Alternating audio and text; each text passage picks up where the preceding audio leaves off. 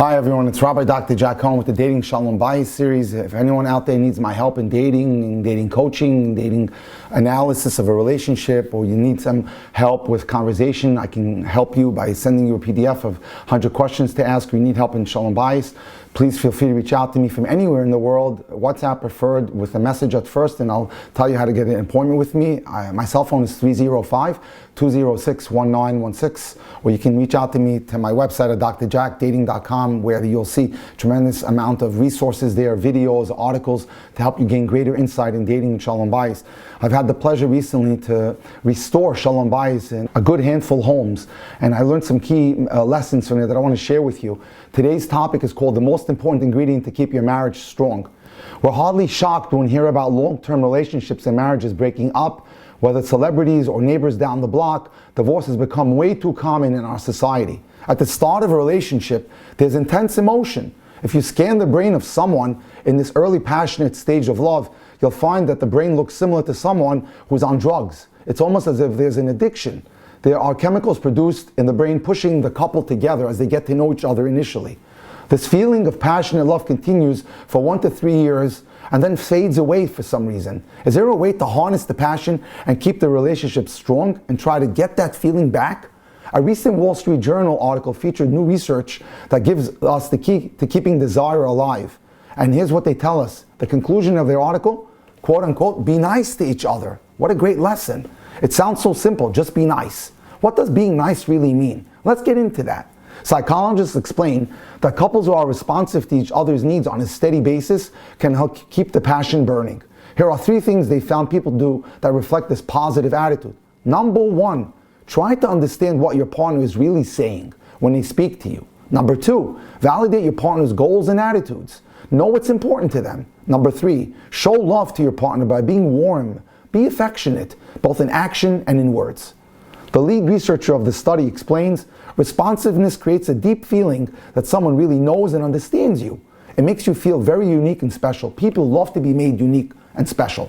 Relationships require understanding and thoughtfulness. When we feel as if our partner is supportive, the bond between couples is strengthened. In fact, the study showed desire grew between both men and women who felt intimacy. The entire atmosphere of the relationship is transformed. Bottom line, treat your partner with tenderness and they'll respond to you with warmness and kindness. There are 2 types of intimacy. It's possible to get too familiar with each other as years pass and you lose that mystery that keeps passion alive.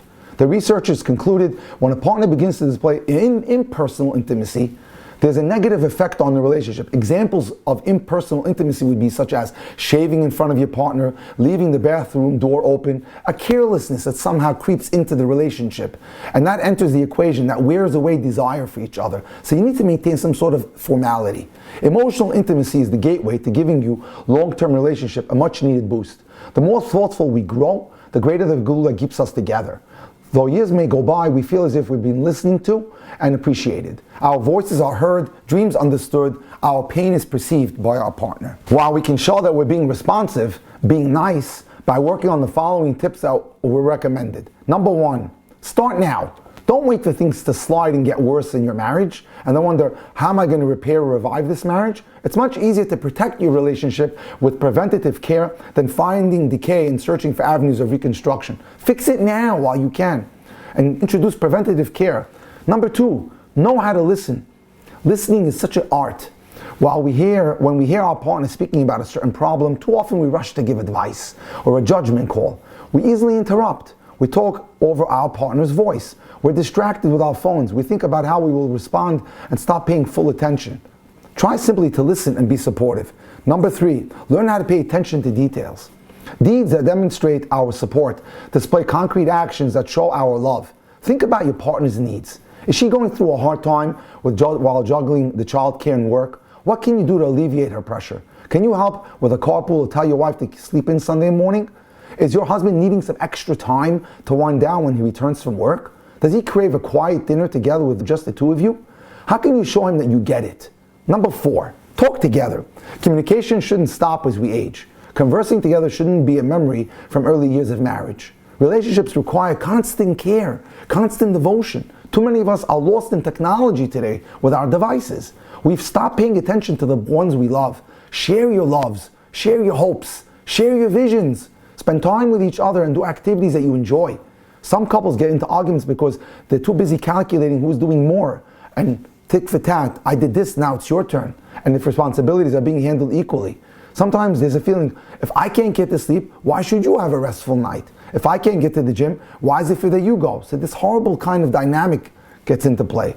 If we could remove this feeling of resentment and realize that we're both on the same team, love would grow and would grow stronger. Yes, of course we should help each other and try to share the burdens and responsibilities of married life. But at the same time, we must shed this constant looking over our shoulders, making sure that everything is handled exactly and evenly. Let it go. Don't keep score. Resentment only leads to bitterness, causing malice and animosity. Be happy for your partner. Be happy for your spouse. Seek out ways to show daily kindness. Listen well. Bring a sense of responsiveness into your home. And above all, remember the basic conclusion of the Wall Street Journal article. Be nice to each other. Thank you so much. Have a wonderful day.